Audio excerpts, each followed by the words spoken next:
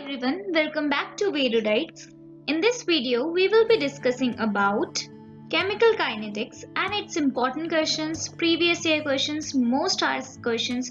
ये जितने भी questions हैं वो 100% उसमें से आपके पेपर में आएगा ही आएगा. 10th के बोर्ड एग्जाम्स में CBSE हो, ICSE हो, किसी भी बोर्ड का पेपर हो, ये क्वेश्चंस तो 100% इसमें से क्वेश्चंस आएंगे ही आएंगे. ये कंसेप्ट्स आपके कितने क्लियर होने ही चाहिए. ठीक है, सबसे पहले मैं आपको दिखाऊंगी जितने भी क्वेश्चंस हैं जो हम डिस्कस करने वाले हैं उसकी आपको लाइन से आपको सीक्वेंस वाइज दे दूंगी. आप वीडियो को क्वेश्चंस देख के पॉज करिए. इस पूरे वीडियो में हम 10 क्वेश्चंस डिस्कस करेंगे. इन 10 क्वेश्चंस को आप मैक्स टू मैक्स 15 मिनट्स में सॉल्व कर लीजिए. सो पेन पेपर लेके रेडी रहिए. ये 10 क्वेश्चंस लिखिए, आप इनके आंसर्स लिखिए और आगे वीडियो में आंसर्स आएंगे, उनको आप चेक कर सकते हैं. तो ये कुछ क्वेश्चंस हैं. 5 क्वेश्चंस ये रहे, स्क्रीनशॉट ले लीजिए या फिर आप वीडियो को यहीं पॉज करके आप इनके आंसर्स करिए. ये 5 क्वेश्चंस और नेक्स्ट 5 क्वेश्चंस आपके पास ये रहे.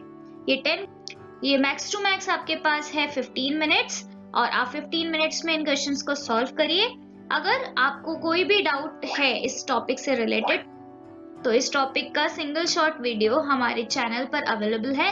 उसका लिंक आपको डिस्क्रिप्शन बॉक्स में मिल जाएगा. पहले वो देखिए, उसके बाद ही आप ये क्वेश्चंस को सॉल्व करिए.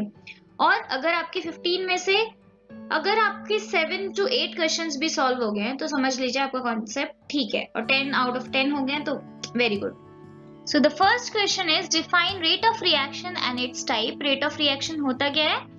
The rate of a chemical reaction may be defined as the change in concentration of any of the reactants or any of the products per unit time. कोई भी एक reactant या कोई भी एक product किसी भी given time में कितना change हो रहा है उसकी concentration, that is known as rate of a chemical reaction. और इसी की study को हम बोलते हैं chemical kinetics. कितने टाइप्स का होता है ये? It is of 2 types. First type is average rate of reaction, second type is instantaneous rate of reaction.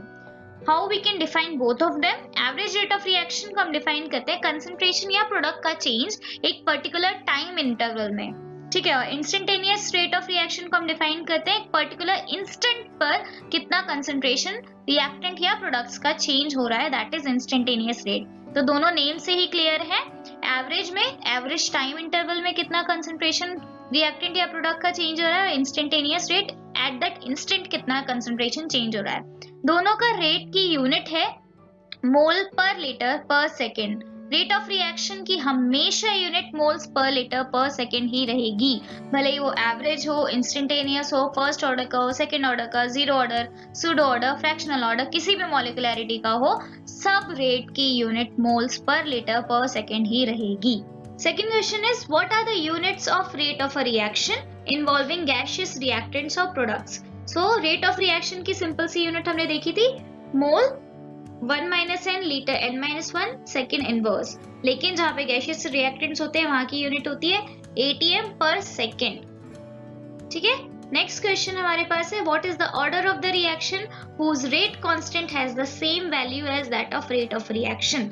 मतलब एक ऐसा रिएक्शन जहां पर रेट कांस्टेंट और रेट या रेट जो है वो उसके कंसंट्रेशन पर रिएक्टेंट या प्रोडक्ट की डिपेंड नहीं करता. तो कौन सा होता है ऐसा ऑर्डर?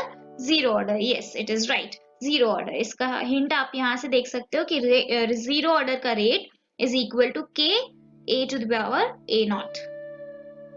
जीरो ऑर्डर का rate equals to k concentration of a to the power 0 because it is a zero order reaction. तो 1 हो जाएगा तो रेट इक्वल्स टू k और दोनों की वैल्यू आपकी सेम रहेगी. Next, What is the difference between order and molecularity of a reaction? ये भी बहुत important reaction है. Difference between order and molecularity. तो बहुत सारे differences होते हैं. Some are listed here. Order is the sum of power of concentration in terms of experimentally determined rate equation. Experimental value होती है ये. Molecularity is the number of atoms or ions which must collide simultaneously in order to bring chemical reaction. Number of total molecules which are reacting is molecularity. Order can be 1, 2, 3, 0 or fractional, but molecularity cannot be fractional या 0 क्योंकि कुछ तो molecules होंगे. They can be 1, 2 or 3 only. Why only 3? 3 से ज्यादा अगर molecules होंगे react करने के लिए किसी एक एलिमेंट्री रिएक्शन में तो कॉलिजन होना बहुत मुश्किल होगा, एलिमेंट्स का रिएक्ट करना, कंपाउंड्स का रिएक्ट करना मुश्किल होगा, इसलिए 3 से ज्यादा मॉलिक्यूलरिटी नहीं होगी।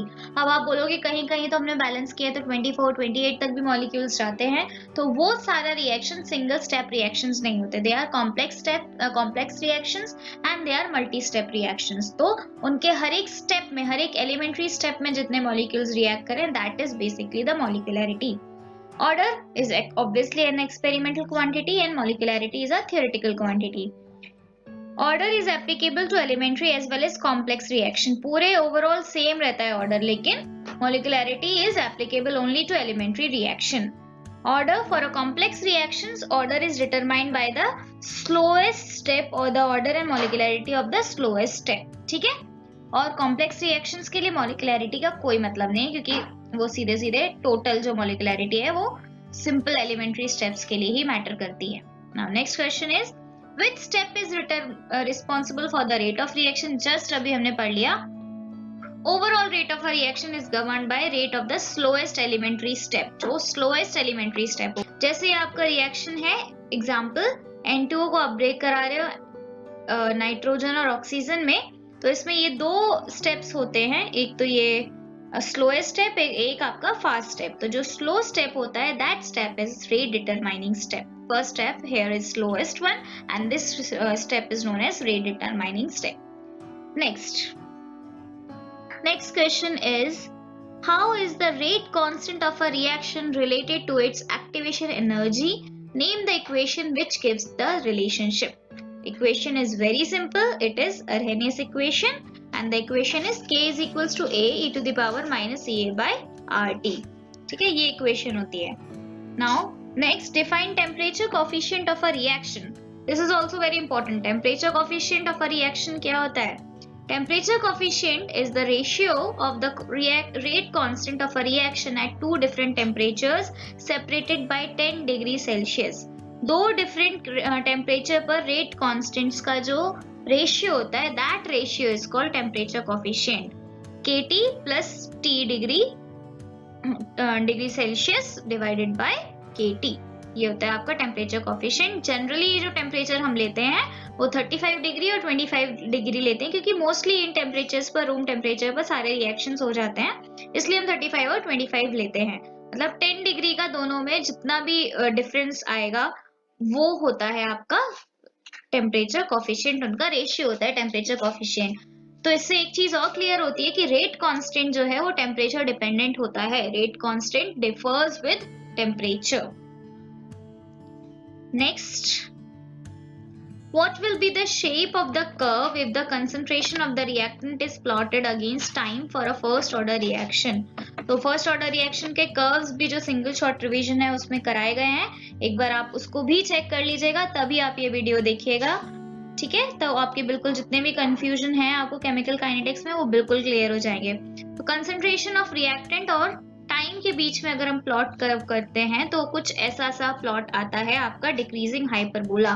तो इसका शेप पूछा है, तो शेप इज डिक्रीजिंग हाइपरबोला। और आप चाहे अच्छे मार्क्स गेन करने के लिए खाली इतना डिक्रीजिंग हाइपरबोला ना लिख के आने की जगह आप इस ग्राफ को भी बना सकते हैं। तो यही डिफरेंस होता है टॉपर्स में और एवरेज स्टूडेंट्स में, या थोड़ा सा कम जो मार्क्स गेन करते हैं।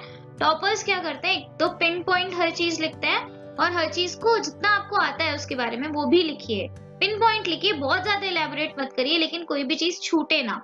आप टीचर को मौका ही मत दीजिए कि वो आपके मार्क्स कट करें। ठीक है, next is the rate constant of a reaction is 2 × 10⁻⁻2 litre पर मोल पर second. What is the order of the reaction.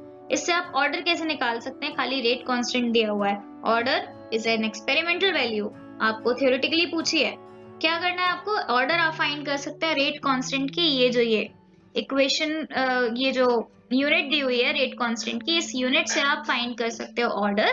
और यूनिट का फॉर्मूला भी हमने पढ़ा था, that is litre n-1 mole 1 - n second inverse. इसमें अगर आप वैल्यू रखते हैं, यहाँ पे देखिए लीटर की जगह क्या दिया हुआ है, 1 litre to the power 1। So n-1 is equal to 1 अगर आप पुट करेंगे तो n की वैल्यू आएगी 1 + 1 दैट इज 2। n की वैल्यू आपके पास आएगी 2। ठीक है, तो that will be the order of the reaction. Next is Express the relationship between the rate of production of water and the rate of disappearance of oxygen in the following reaction. इस reaction में आपको relationship बतानी है rate of production of water, water कितना produce हो रहा है उसकी, and the rate of disappearance of oxygen, और oxygen कितना disappear हो रहा है उसकी. इन दोनों में आपको क्या बताना है? relation बताना है. तो ये relation कहाँ से आता है? जो आपने rate की definition पढ़ी है वहां से आता है. relation ये आएगा minus d concentration of O2 upon dt is equals to 1/2 d concentration of H2O upon dt.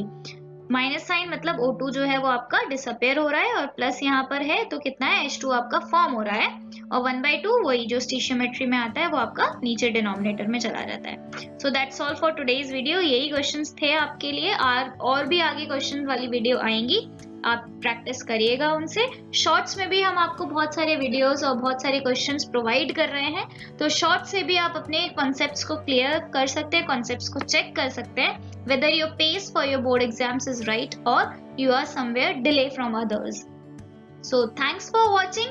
Enjoy learning with Videotites. Stay tuned for upcoming videos and do let us know in comments what you want from us in the next coming videos. Thank you for watching the video.